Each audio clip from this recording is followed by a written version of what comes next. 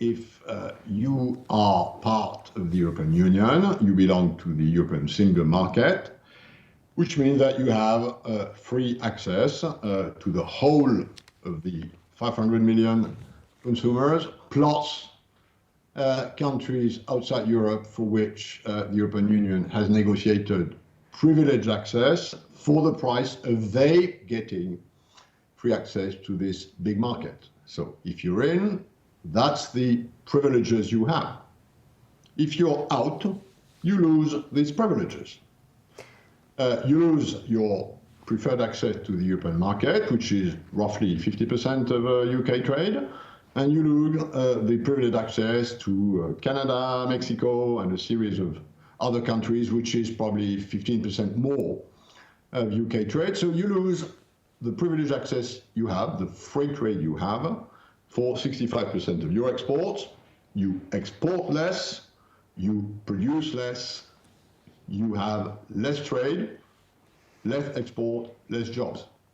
But that's the history, if you like. Just because a deal is unprecedented doesn't mean it's not possible.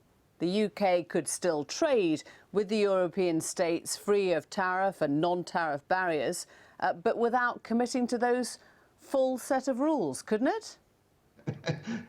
That's a world of trade, if I may, which is paradise, where you get free access free. But we all know that in the world of trade, yesterday, today, tomorrow, you don't get free access free.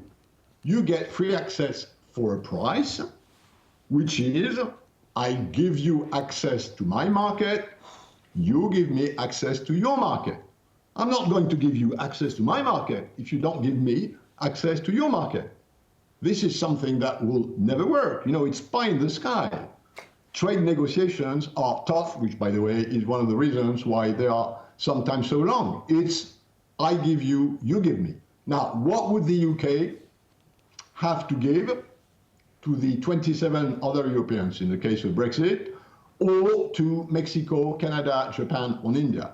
UK would give some access, assuming it reduces its existing market access, would give some access to a 50, 60 million consumers market.